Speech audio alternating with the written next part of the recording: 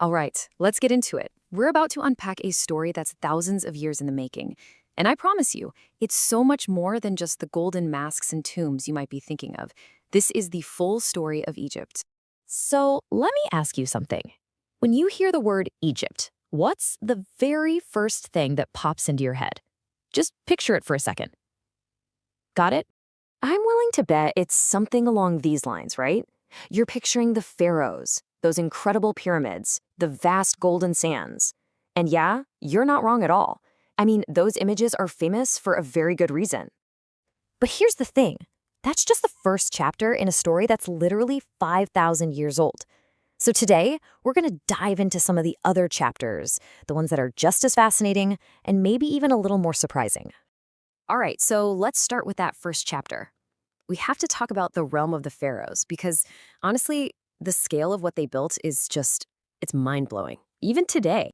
So let's just take the Great Pyramid of Giza. We're talking about a structure that's been standing for about 4,500 years. I mean, just try to wrap your head around that. That's an almost impossible amount of time. And to build this thing, they use something like 6.5 million massive stone blocks. Seriously, take a second and just try to picture what 6.5 million of anything looks like, let alone giant stones. And this is where the engineering just gets wild. Each one of those stones weighed somewhere between 10 and 15 tons. To put that in perspective, the whole thing weighs so much that it's actually heavier than the Burj Khalifa.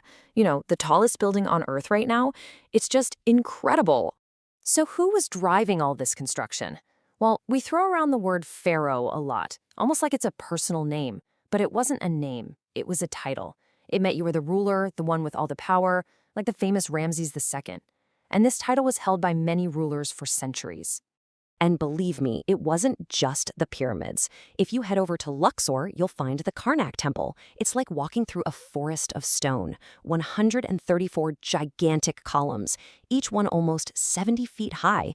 This was way more than just building something cool. It was architecture as psychology.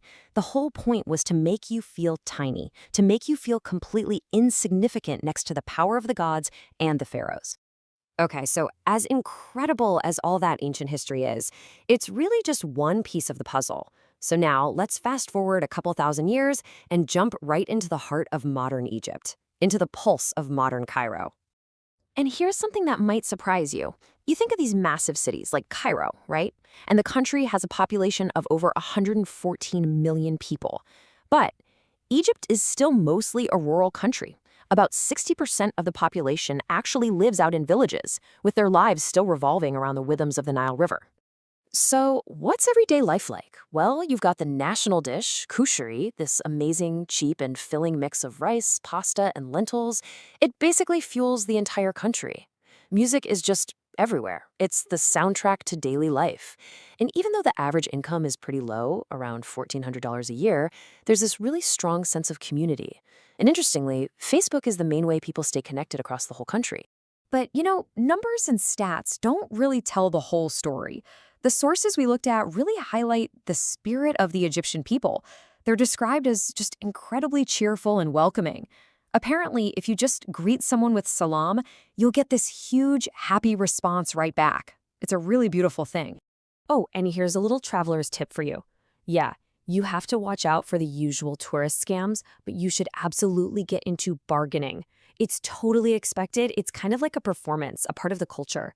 And you can knock prices down by a crazy amount, like 70 or even 80%.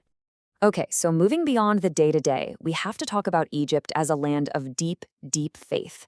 This is a place where spirituality and history aren't just in books, they're carved right into the mountains and valleys themselves. I mean, just look at Mount Sinai. For Jews, it's where Moses received the Torah. For Christians, it's a major pilgrimage site. And for Muslims, it's known as Jabal Musa, or the Mountain of Moses. You have this one mountain that's sacred to 3 of the world's biggest religions. It's just such a powerful symbol of a shared human story. And then right in the middle of historic Cairo, you've got these incredible Islamic landmarks. There's Al-Azhar University, which is one of the oldest universities in the entire world. And then there's the Hussein Mosque, which is just this hugely important spiritual center for millions and millions of people. All right, but now I want to show you a side of Egypt that I think most people completely miss. We're going to look beyond the desert sands to its incredible and Kind of surprising natural wonders. And let's start with something man-made but completely connected to its geography, the Suez Canal. Get this, a full 12% of all global trade sails right through this canal. That one fact makes modern Egypt absolutely critical to the entire world's economy. Okay, now for a complete change of pace, a total geological plot twist. What if I told you that the famous deserts of Egypt used to be the bottom of an ocean? Sounds crazy, right? But the proof is there. It's a place called Wadi Hittin, which means Valley of the Whales. And that's exactly what you find there. In the middle of the desert, fully preserved, millions of years old whale skeletons.